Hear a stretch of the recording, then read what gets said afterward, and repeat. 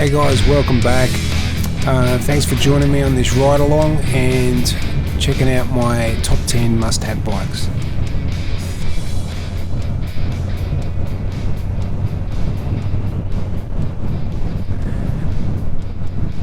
I guess now's as good as time as any to talk about my top 10 must-have or must-ride bikes. They're not just a must-ride, I think kind of must-have or own for some period of time.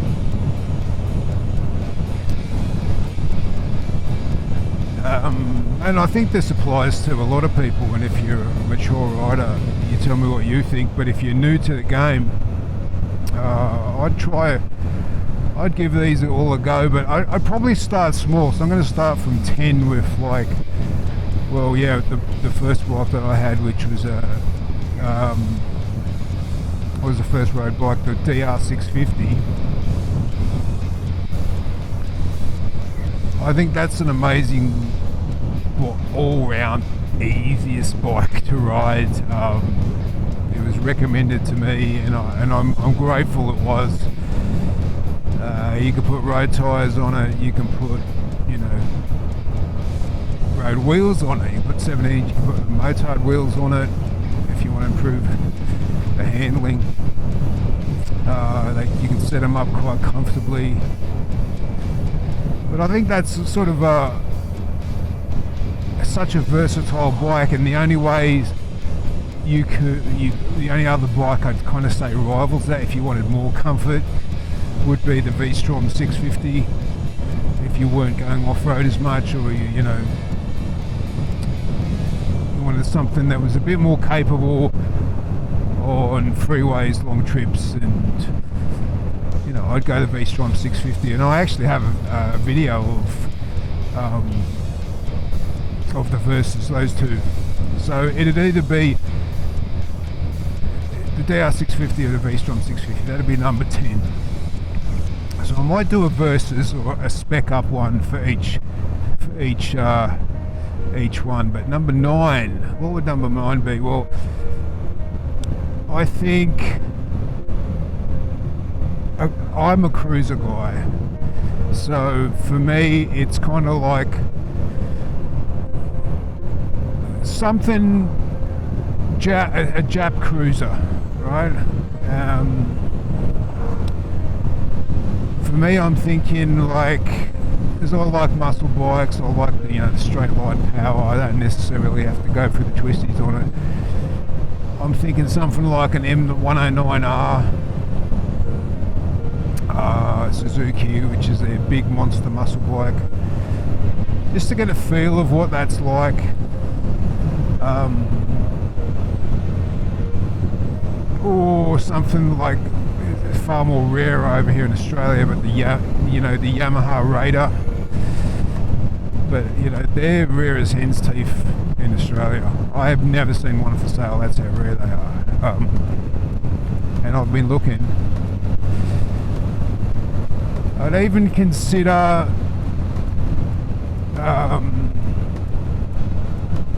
like your bigger type of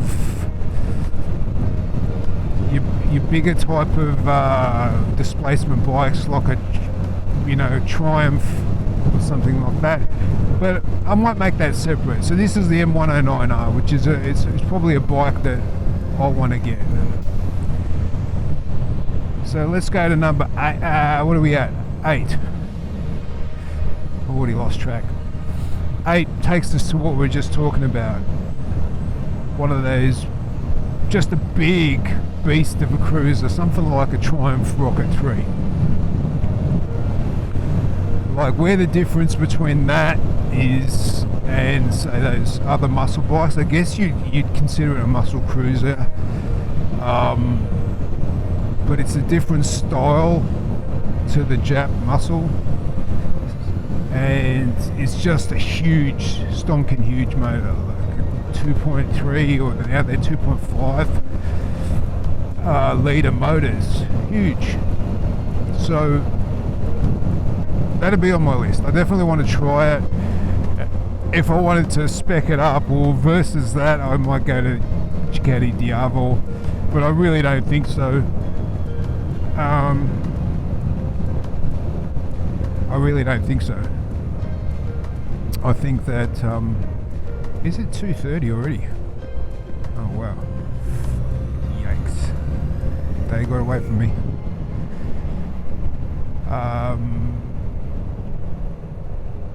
Yeah, I don't think that I would pick the Diavol over the Triumph. I just want to see what moving that giant lump of steel would feel like. Or I might even consider a VMAX or something like that if I wanted to go really retro, but I might put that in another category. Number 7 would be the Tenere 700. I think that if I had, kept up with having multiple bikes, I would want to have at least one sort of semi-capable off-road bike that could go on most terrains, and I feel like the Tenere 700 is definitely set up for that. It's just a dirt bike on steroids, but with the displacement of it, it can still handle freeway speeds, and it's just got that aggressive kind of setup that you could use to really go on some decent tracks. And if I was going motor camping, or something like that, that's probably what I'd want.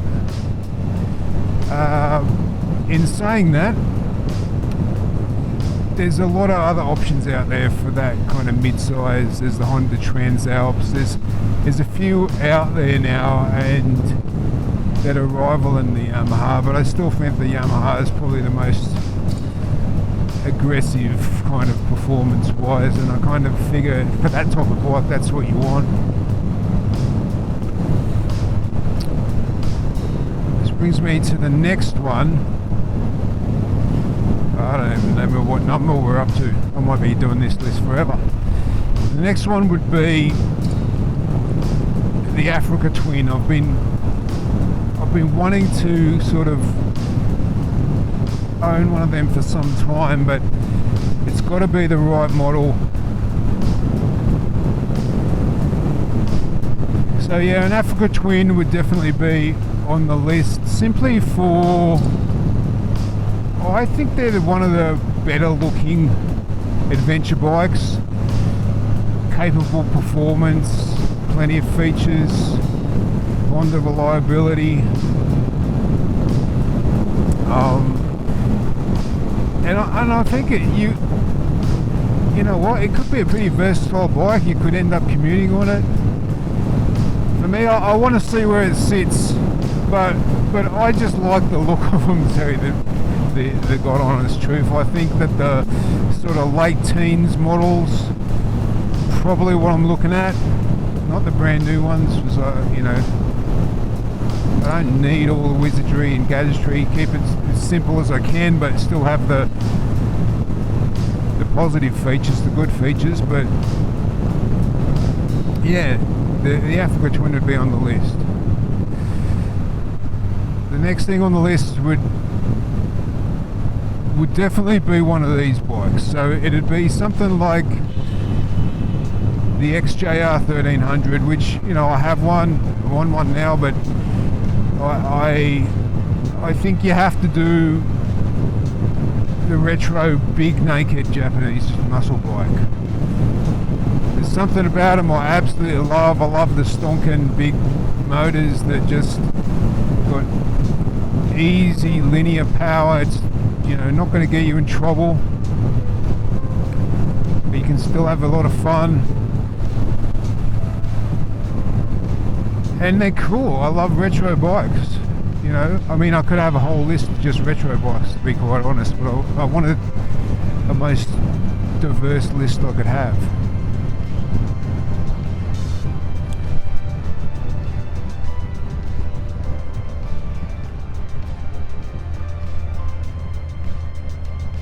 So, next on the list would be a naked sports bike. Now, you guys know I'm not a huge fan of sports bikes.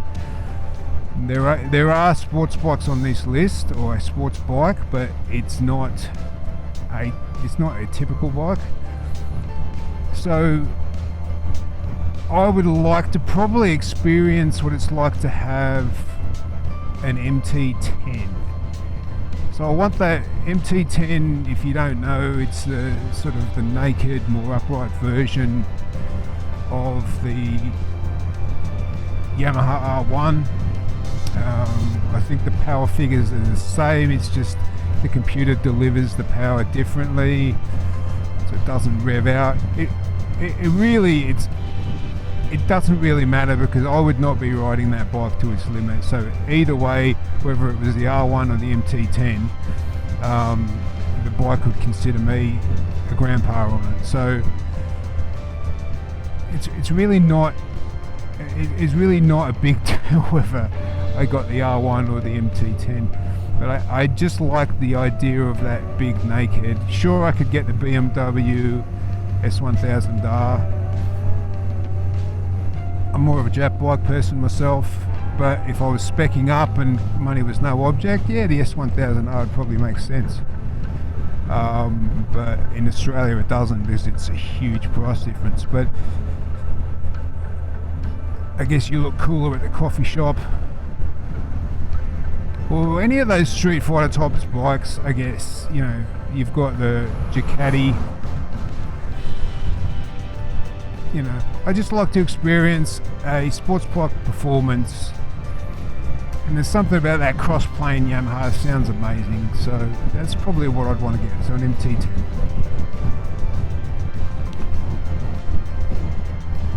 The next bike on the list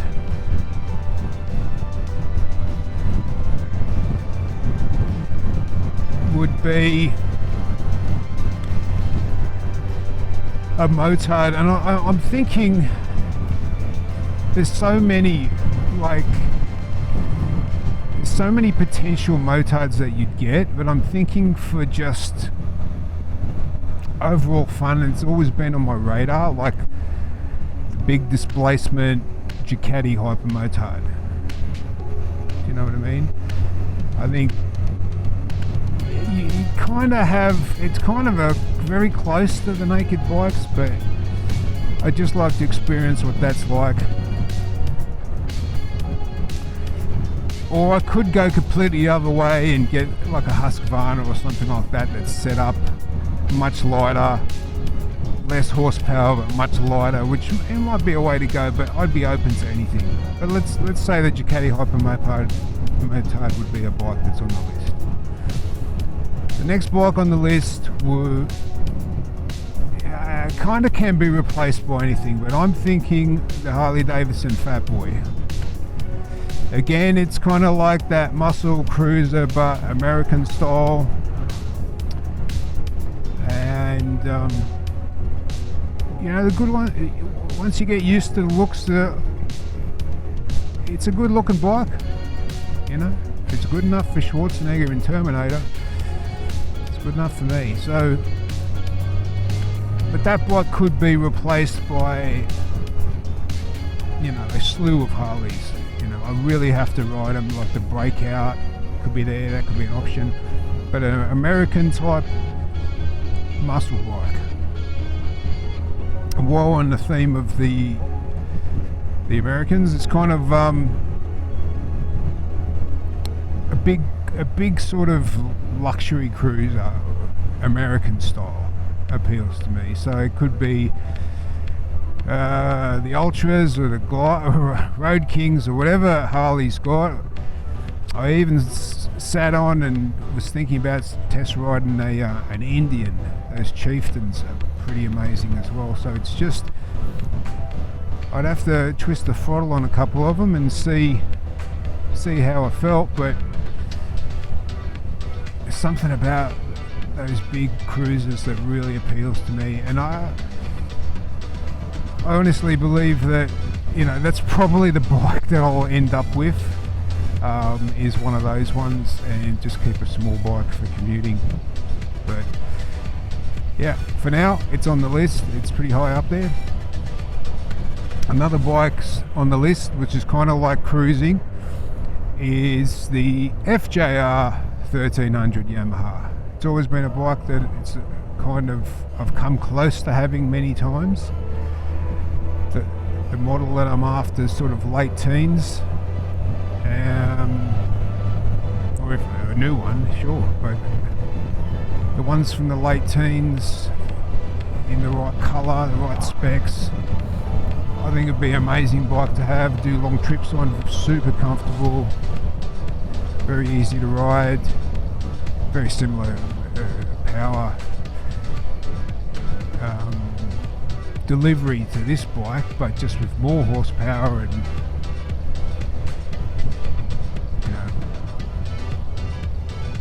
the ability to do more. Obviously it's fully fed and it's just got all the gadgets you need just for comfort. For me, it's just got enough gadgets. It's not all the gadgets, it's just got enough. So a comfortable, powerful sort of sports touring bike.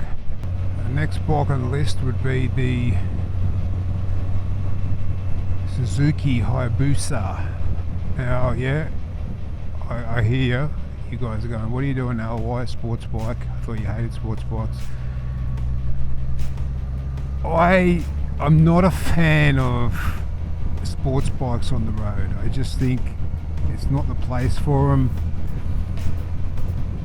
But the Hayabusa is just one of those iconic bikes. It's been around for such a long time, and I think it's one of those bikes you have to have said you have to have ridden, you know what I mean? And it's kind of like, I know it's a sports bike, but what is it? A sports muscle? It's kind of like such a big, huge whale of a sports bike, but not, if you know what I mean. So the Hayabusa is definitely one that I'd like to have. I'd like to have for a period of time. Yeah. Then there's the